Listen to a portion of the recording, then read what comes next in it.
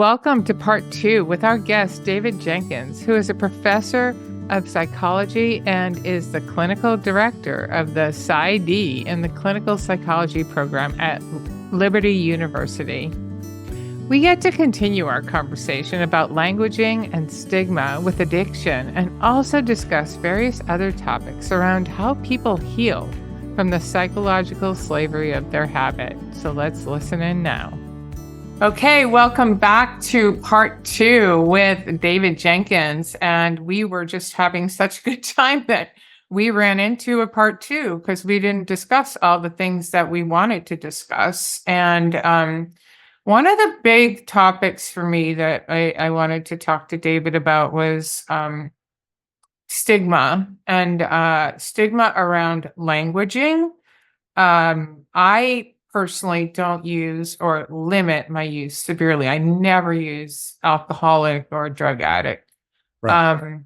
I don't use the word sober, not that it isn't a proper word, but it elicits a stigma, and I only use it when I'm talking about God's instruction to be sober-minded. And recovery, again, great word, but when somebody is like 10 years not drinking or doing something, yeah, I'm in recovery. People look and go, do you ever get recovered? Right. So, And actually that word right there, see, languaging being important in the prefaces to, I think, the second edition of the Blue Book, the big book of Alcoholics Anonymous, in italics, they put, this is how we have recovered.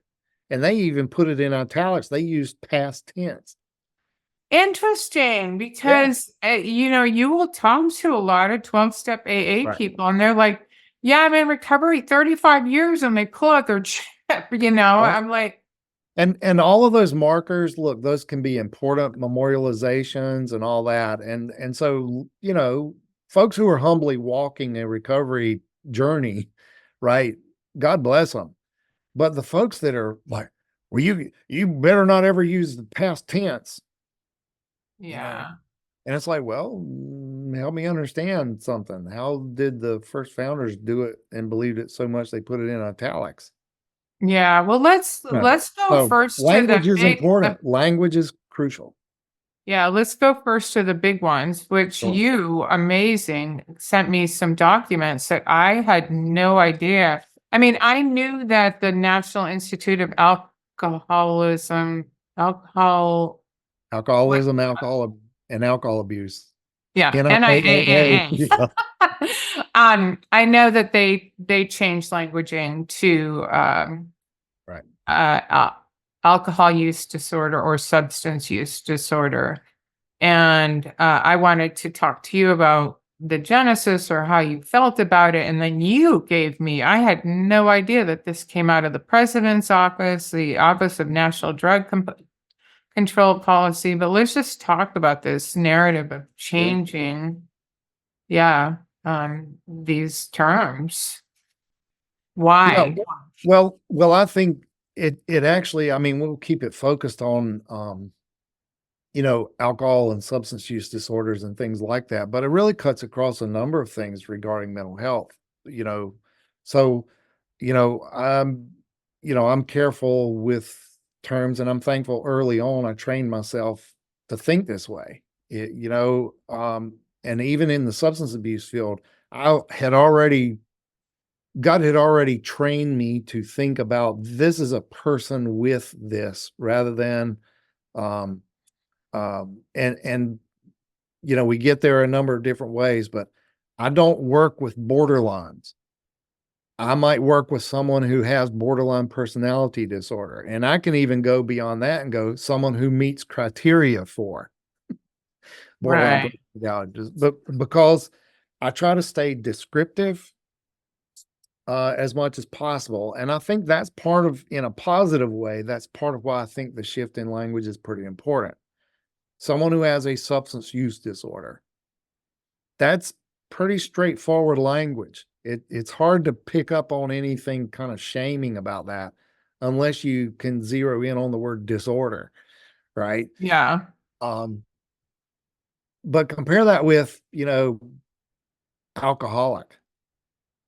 Well, that carries an awful lot of stigma with it, an awful lot of shame with it. And so it also has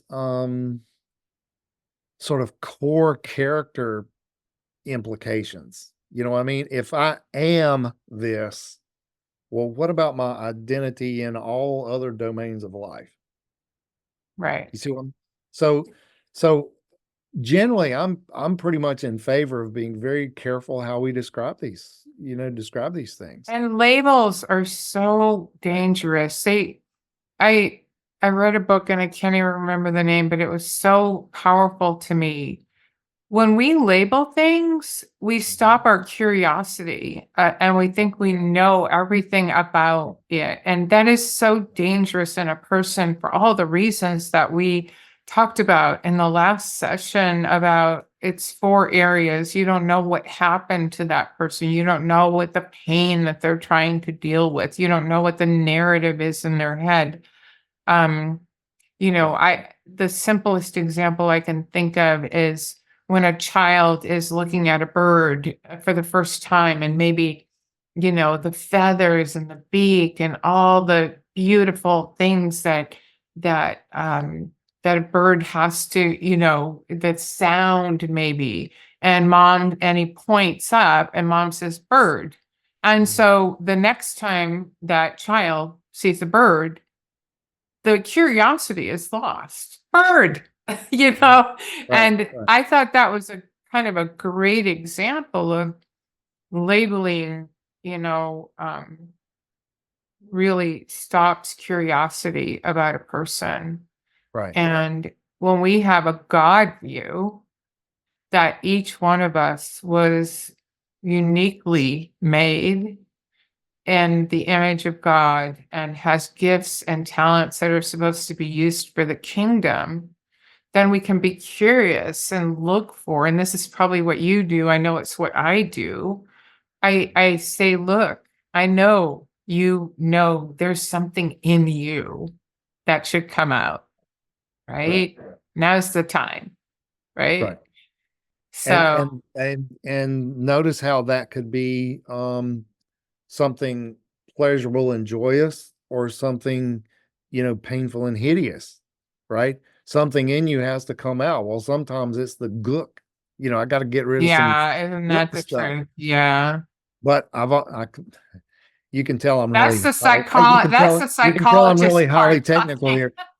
Think in terms of the gook and the glory, right? I Right. got gook that's got to come out of me, but I also got to get glory out of me too, because he put it in there, Well, right? God uses all gook for glory, right? Well, there you go.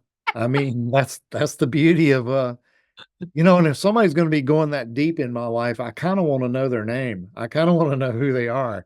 You know, uh, I don't want to make too many medical analogies here, but if I go to a doctor and they got to do something intrusive, I want to make sure I know who they are.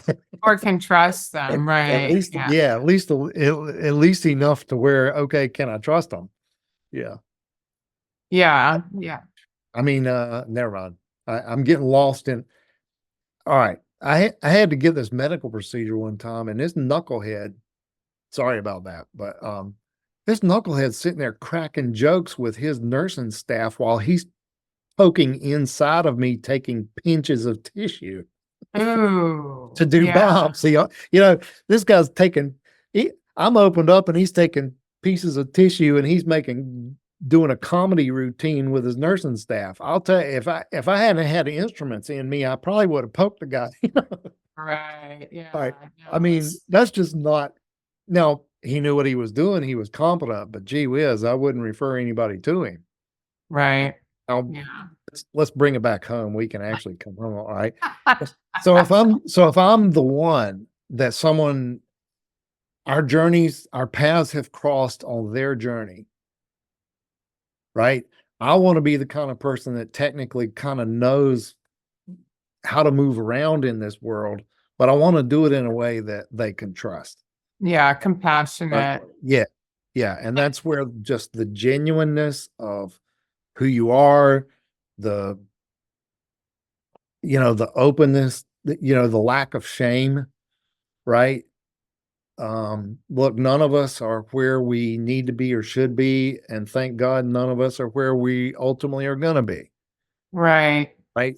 Well, So and the go ahead. stigma of these labels, though, they just keep people from talking, and this darkness and conversation that's going on inside is where Satan's playground is, right? Right. And just And think of how he's described. He's, an accuser of the brethren, a liar from the beginning. And when you have this accusatory voice in your head and in your heart going on toward you mainly, right? Just wow. Is that really what God says about me? Is that really who he says I am? And at right, that point, see, then a mic can start getting some room in there and be able to kind of test it out with trusting people, right? Listen, this has been on in my head so long, I don't know what the truth is or what's not. Can you help me discern that? But see, that break has to start, somewhere. And sometimes it starts with people who have been there and shared their own journey with all of it and their own struggle. And, just once again, I think that's part of the value of your work and the book and the whole ministry that has developed out of all this right. is, people trust you because of the integrity with which you've done this. Yeah. Well, I'm trying That's a to, good I thing. don't know if I've made but before I, dealt with substance abuse, I had weight problems, right? And Right. I didn't have a problem telling anybody I needed to lose 10 or 20 pounds and signing up for Weight Watchers or trying this diet or that diet. It's all over magazines, right? Right. But losing weight is kind of as difficult as stopping drinking. You know what I Well, mean? Why and can't we just put it right. all in the same pot? Well, and I have a good friend. You may, if you don't know her already, you can probably meet her at one of the AACC events at some point. But Dr. Rona Epstein has done a lot of good work on food addiction. Mhm. And, a lot of people put that in the behavioral addiction category. And Hmm. one time when I was listening to her, I said, well, Rona, what you're saying is this isn't a behavioral addiction. It's actually a substance addiction Oh, I because know it's the it. Yeah, sugar and complex carbohydrates. And she summed it up beautifully. She said, David, people don't get addicted to healthy food. you're right.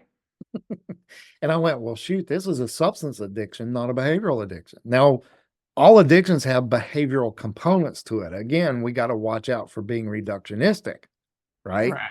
It's not only behavior, it's also chemical, it's also emotional, right? All those things.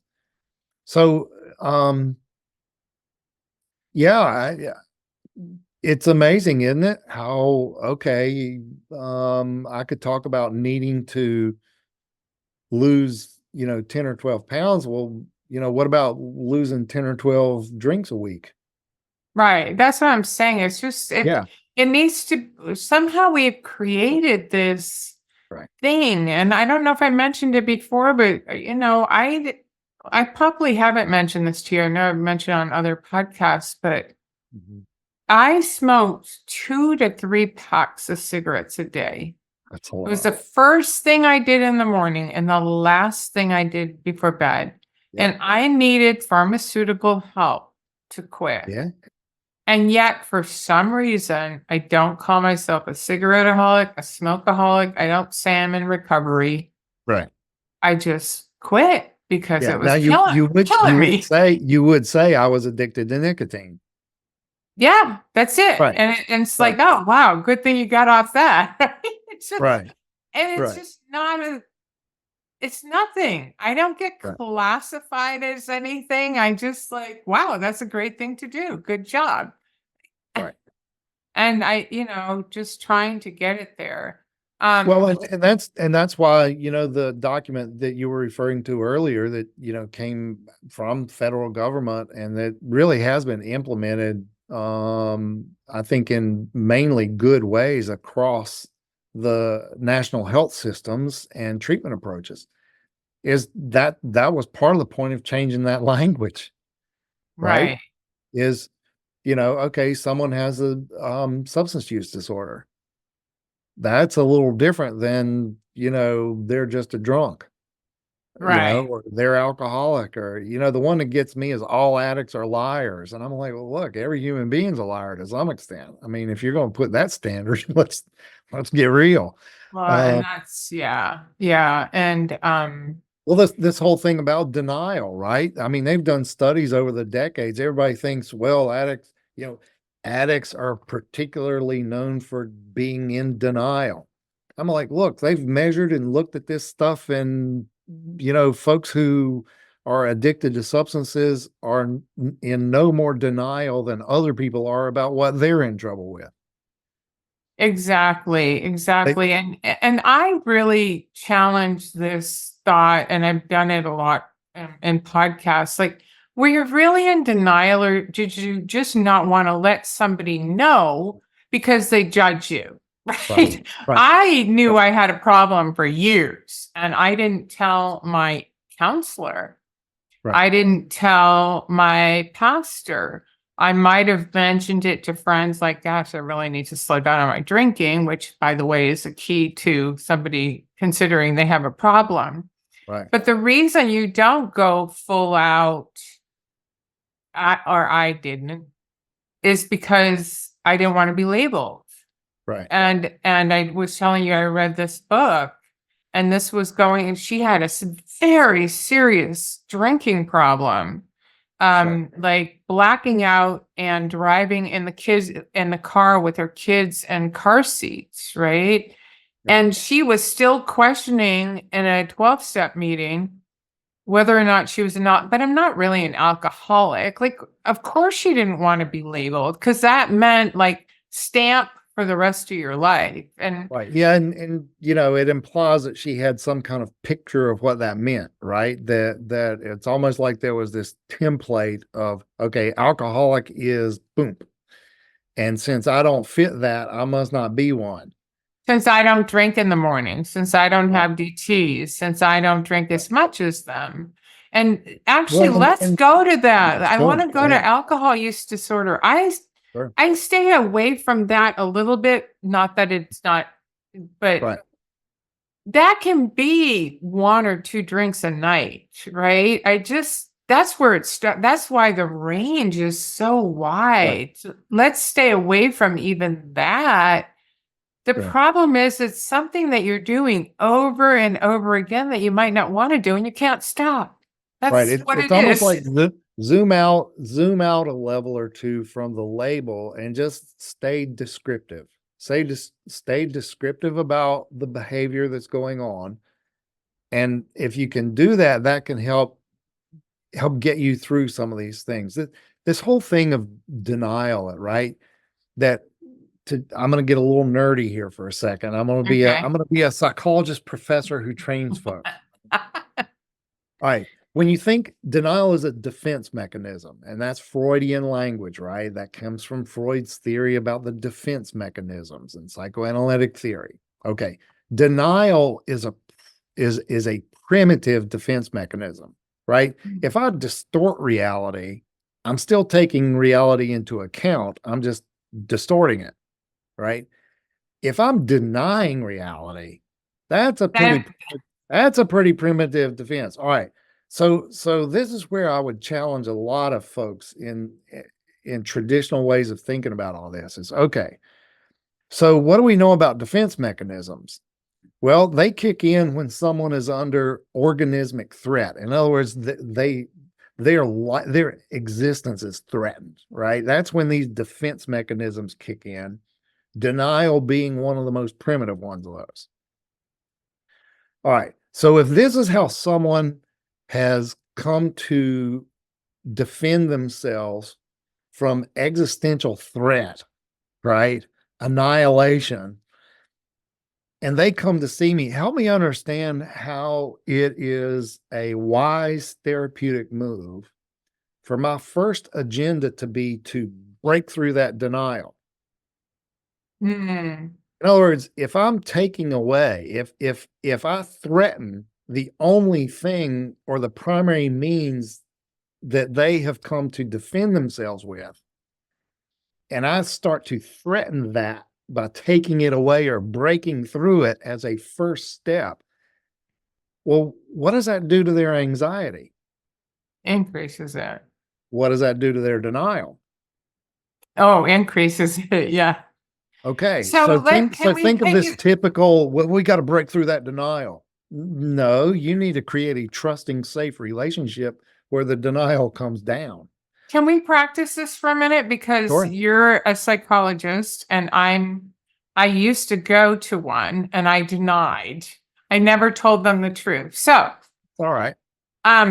but where do we start with this, right? Because I think I didn't want to share with you because I thought you were going to label me and tell me I was an alcoholic and throw me into a 12-step program and say, well, oh, she doesn't need this. Her Right. real problem. It's like, Right. where do we start with And this? quite honestly, some might have, because typically I mean, historically, look, insurance companies ended up changing the addiction profession because they did the research. They said, why in the world are we paying several times over for 28-day hospital inpatient treatment, residential treatment, when it's not effective? And so they started doing their research and realized, there's a lot of evidence that brief interventions done well, people have better results and better outcomes than this repeated cycle, right? Of So 28 days, right? So around the same time all that was going on came this whole motivational interviewing approach that really broke things loose. And the people that developed that approach basically said in the first book, and put it in italics, they said, client resistance is a counselor problem. Ooh, Right. I can blame it on you. Because I'm supposed to be the professional at relationships and working alliance and therapy. If you're resisting what's going on, I'm the one that's accountable for changing whatever's going on in our relationship therapeutically, Right. right? It's up to me to make that shift so that your anxiety comes down, therefore your denial comes down, therefore your withholding comes down, and you become safe and secure. Here's where attachment theory comes in, right? The more secure I am in my primary relationships, Mm-hmm. the more I'm able to explore rather than explain. I made some assumptions though, like I don't know that my counselor would have responded Yeah, with, but probably not. I I would was hope not. scared. I was scared that my counselor would just go, well, that's your problem. And then the focus would be my alcohol and not my other problems. You know what Right. I mean? Right. And that's why I'm saying I think the one of the things that I value about what you've been able to do is that you've created something where people in the privacy of their own devotional moments are able to think through, who am I? Where's my life? What do I need? And what is it going to take for me to get to where I need to go? You see what I mean? There's nobody It's else is simple. involved. Yeah. Well, exactly. And then, okay, if I need some structured help, I'm going to get it. Just let me make sure I get competent structured help. You see what I mean? That's still them choosing it. That's still them bringing that into their life. That's still their own autonomy. That's their own self-determination. That's their own choosing what they need in their life. Now, same would go for a relationship, the relational, the social domain, the social dimension, biopsychosocial, spiritual, social and Mhm. spiritual go together.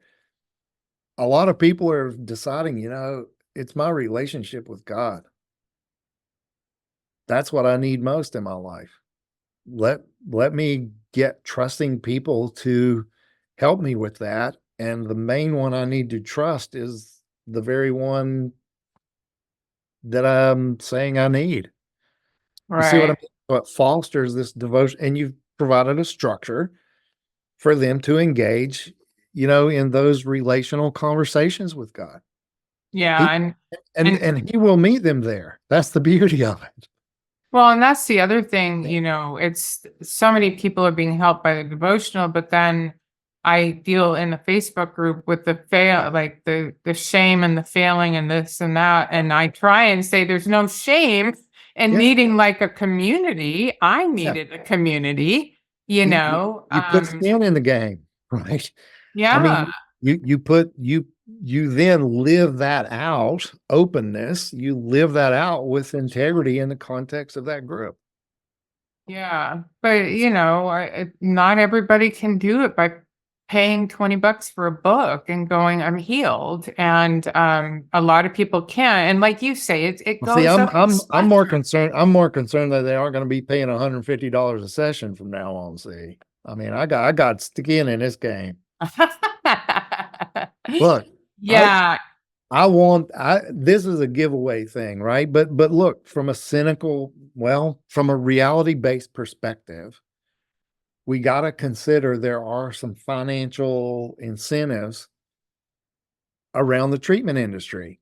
yeah, I mean, if more people knew how likely it is that they can change without official formal treatment.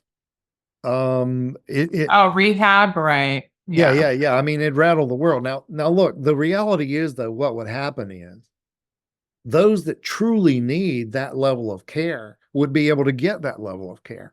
and it would be more Exactly. successful. Yeah, Exactly. Exactly. So when we provide over care for people that don't need it or don't want it, right? That's not a wise use of resources all the way around, right? So if we can just do a better job on the front end of who needs it, who doesn't, who needs it and wants it, who doesn't, right? And okay, what do we do in the meantime? Well, you again, you can lead a horse to water, can't make them drink, but you can make them thirsty, that kind of thing, right, right. right? Um, and then just realizing some people actually consume an awful lot of alcohol and their lives just aren't turned upside down by it all. I mean, there are a few people, I mean, I know a few.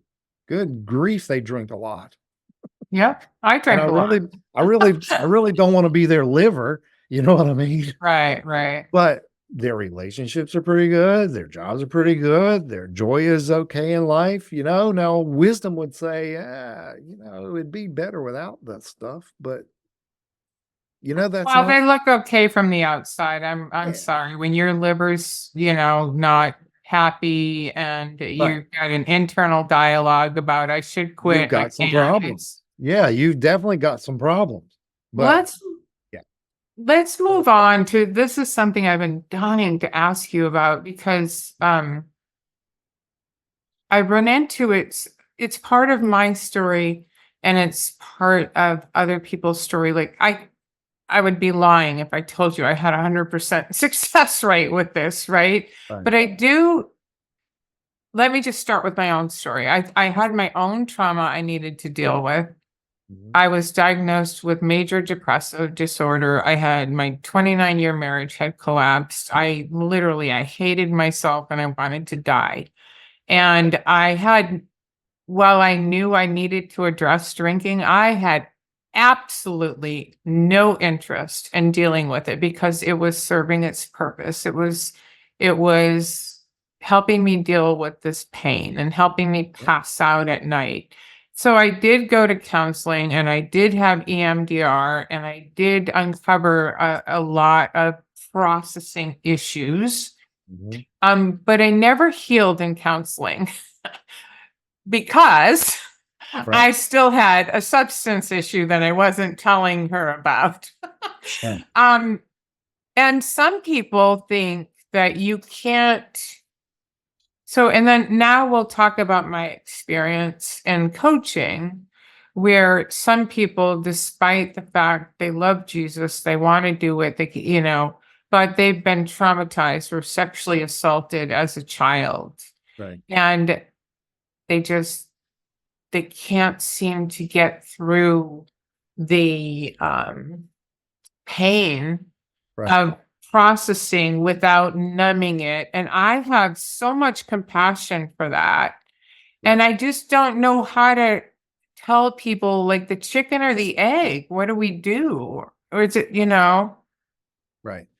Well, again, realizing some are going to get there by way of the chicken, some are going to get there by way of the egg. And as I'm saying that, I realize some are going to think the chicken is the alcohol, the drinking, and some are going to think the chicken is the trauma. And right. right. And that's what I mean is, so everybody, one person's chicken is the other person's egg. And so that's where we just say, okay, look, we've got these two things that go together an awful lot. Awful lot. Right. And I tend to think in terms of which came first, and typically folks are traumatized before they find the wonders of alcohol, I right? agree. So it suggests that we could start there, but I think we have to be careful about hard, fast rules about that. In that some people may need to start by addressing the alcohol use. Some may need to start by addressing the trauma.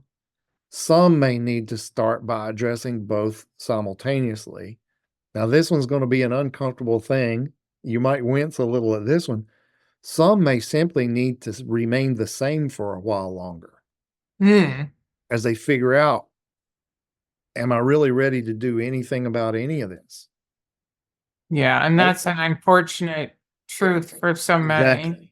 Exactly. Exactly. So, um, where a lot of kind of the evidence is going, evidence-based practice and all that is integrated models of care is kind of like integrated theories. It's integrated models of care where you address both at the same time, but it has to be integrated treatment.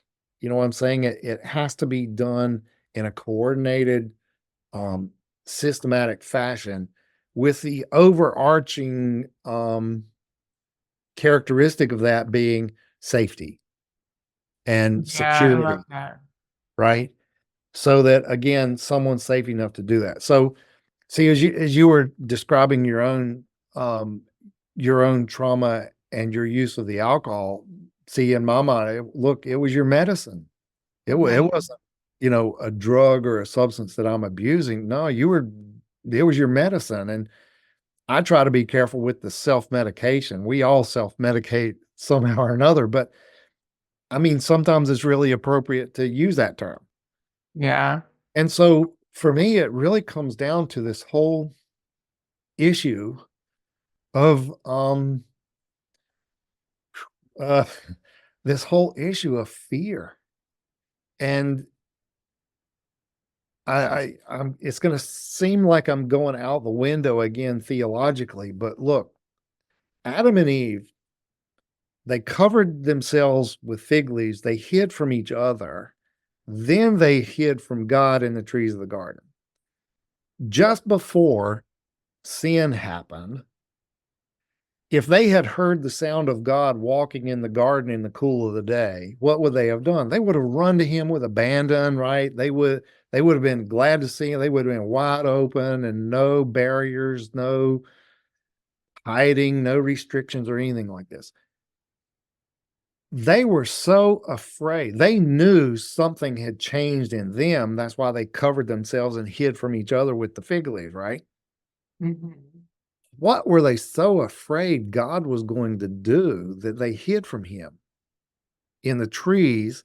And the Bible's a beautiful thing, not because of shade.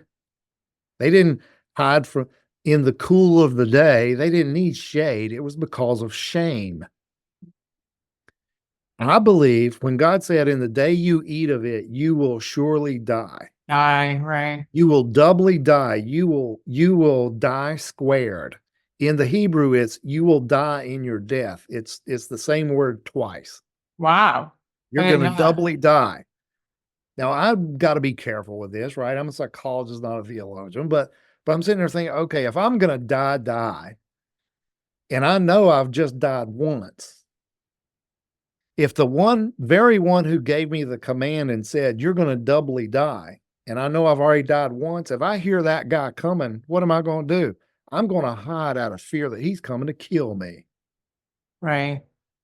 And Hebrews actually tells us the devil has held us in slavery to the fear of death all of our lives. Isn't And I'm that the not truth? talking I'm afraid of mice or I'm afraid of heights or whatever. I'm talking I am afraid at an existence level. Okay, that's some core fear. It is. Now we're talking defense mechanisms. Now we're talking, right? So at some level, that fear is understandable.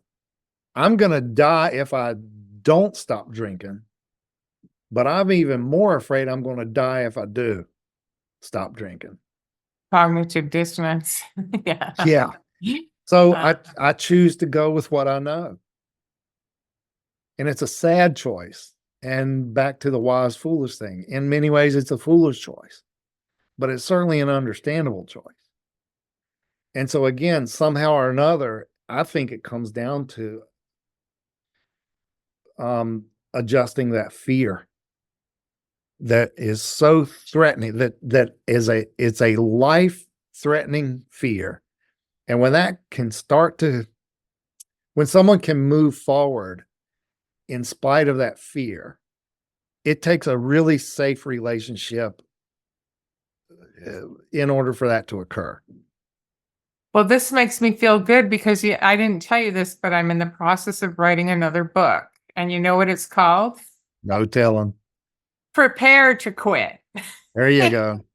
Well, So, that's key. It fits perfect with, again, what we know is a lot of people, one of the biggest gaps historically in professional approaches to addiction was we would come up with we'd get good at figuring out what the problem is. We get good at figuring out how to change the problem, but we were horrible at preparing people to change.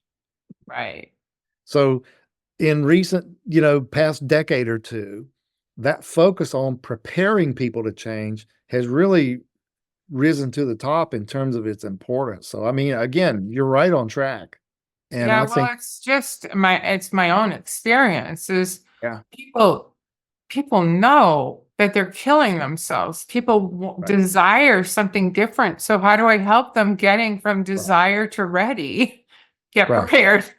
And another thing I don't know if we've ever discussed, I really try and take the focus away from the person and onto the substance and onto the deception of the enemy, right, which is our a complete existence, right? Because if we're trying to live in light, right.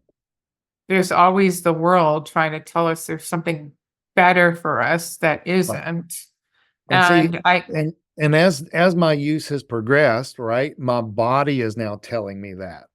My psychology is telling me that. My mind and my emotions are telling me that. My relationships are telling me that, right? And my perspectives and beliefs and experience of God is telling me that. And see, all of that, man, when that converges in the direction of the lie, that's pretty hard to overcome. And so if I'm going to take that on, I've really got to understand, okay, I'm going to have to, I got to come up with a plan to get out of this. I can't just willy nilly get out of it. You know what I mean? I've got to get myself ready to do this. yeah, and that's again in the Facebook group when somebody's like, I'm so tired of doing this again and again. And I go, if you think you're at a place where all of us that have succeeded haven't been, it's part of the process. And as Right. soon as you realize that the same actions and the same thoughts will lead to the same results, you'll be Right. ready. Right. Yeah. And maybe they need to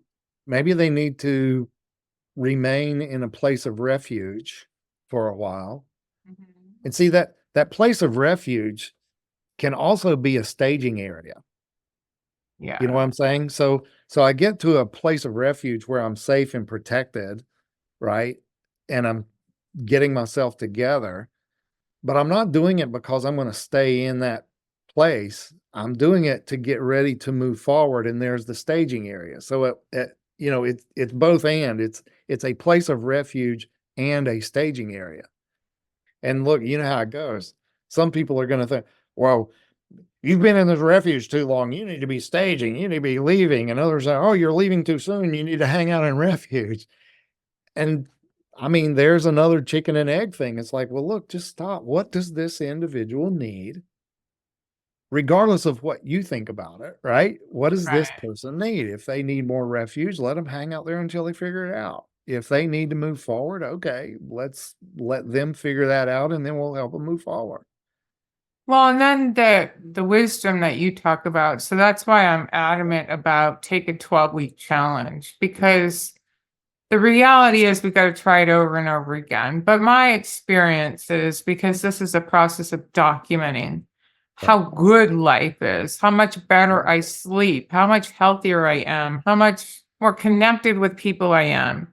And the reality is, if you're at the beginning stages of this, you might choose to drink again, which is fine. Like I used to Right. when I first got involved in this. I'm like, Right. "What?"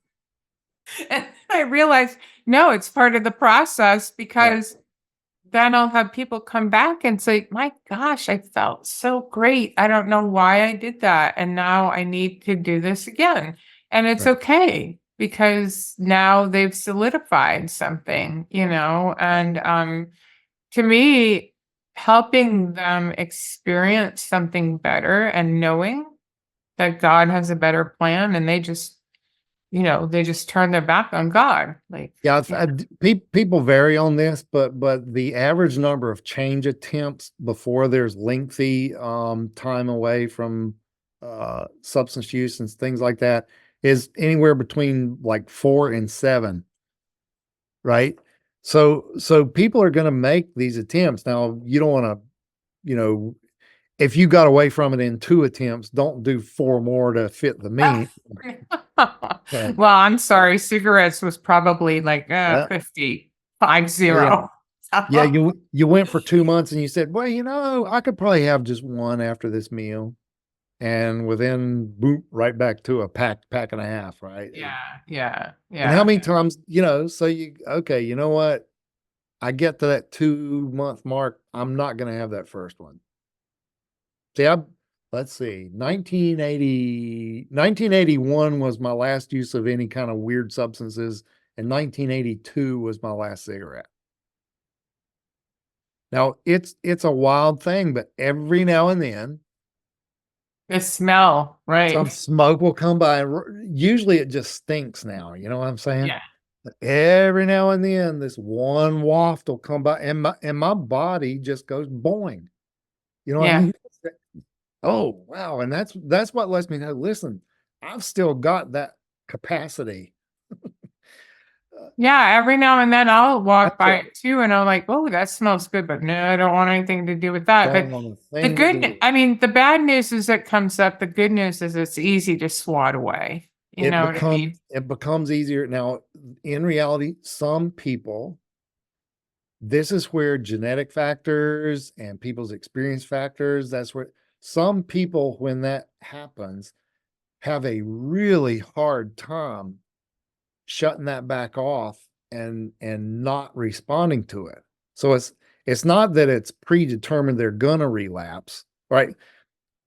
That's another actually a good idea is think in terms of lapse as a using event.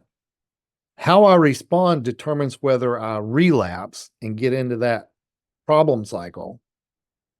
Some researchers have described it, or I can go toward prolapse.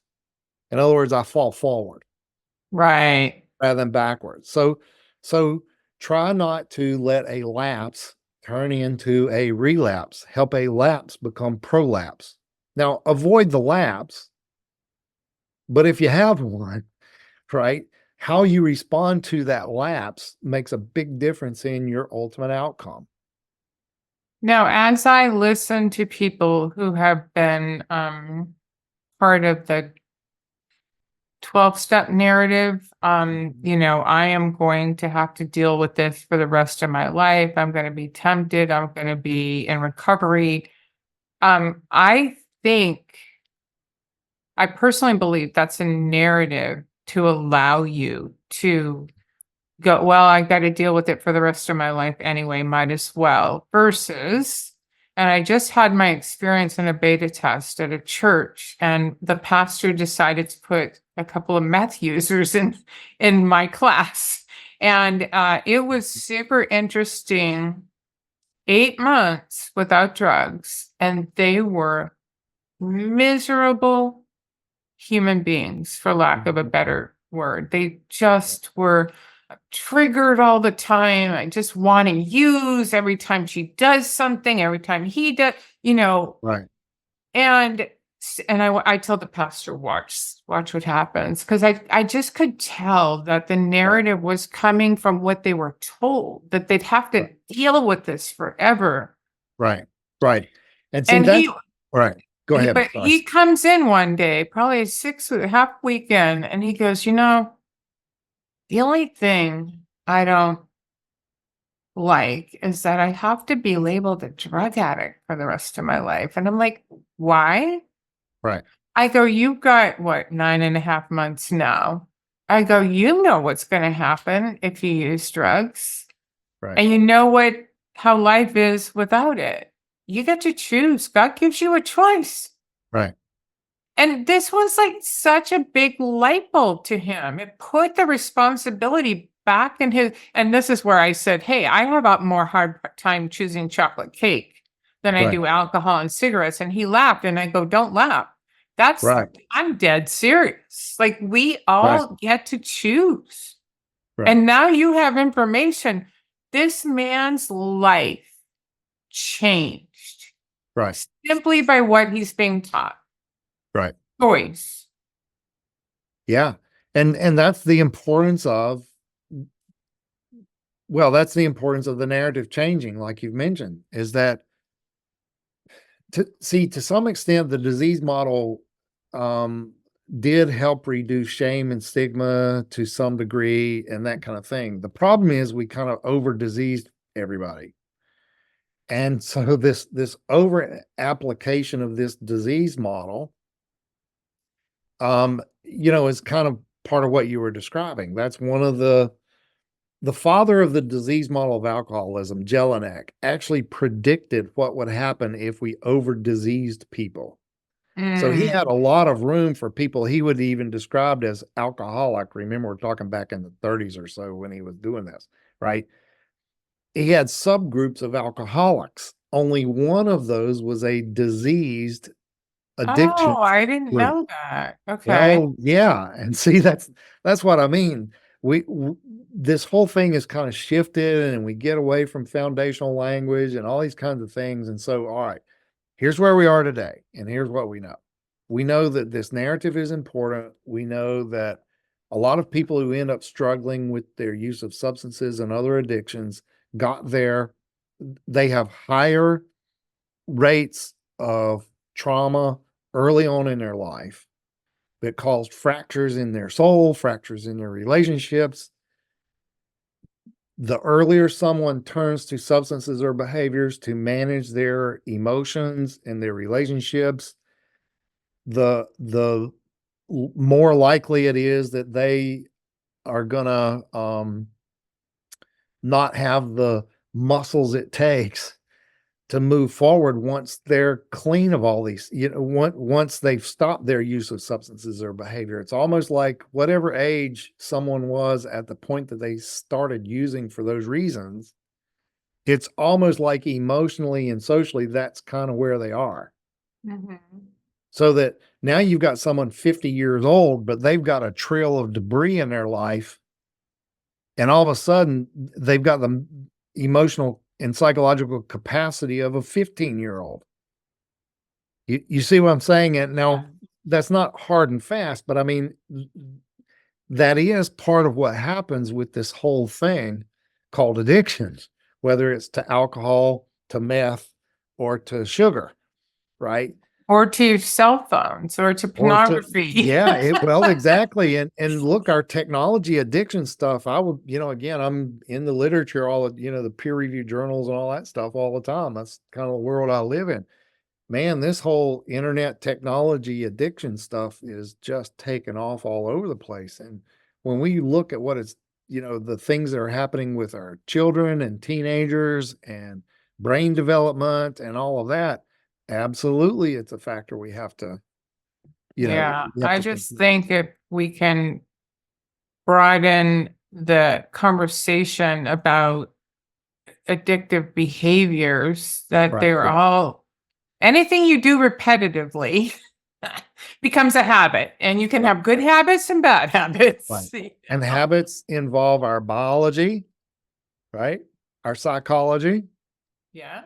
our relationships, our sociology, and also our spirituality. Amen. The Oh my things in gosh. life that are bigger than us. We're closing out exactly how we started.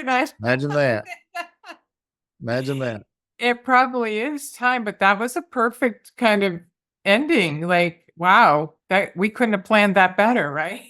Well, amazing what happens when you have honorable conversations with honorable people. Yeah, thank you. I Thank you. really have appreciated the opportunity to talk with you some and look forward to seeing you at, in person at I have future. a booth at AACC this year. I'm Nice. super excited to tell people about it. So we'll see. I don't know who's manning it yet, but because I like going to the conferences and hearing people like David Jenkins Who's personing it, personing it. not Oh, manning it. You know what I mean? You got to watch that language stuff. I'm an older woman, so I'm so not attuned to that. I'm sorry. I'm messing with you a little bit. I know. I'm sorry. David, thank you so much for being here and imparting your wisdom. And don't be surprised if I ask you to come back someday. Thank you for the opportunity. And yep, let me know. Okay. All right. Take care. See you later.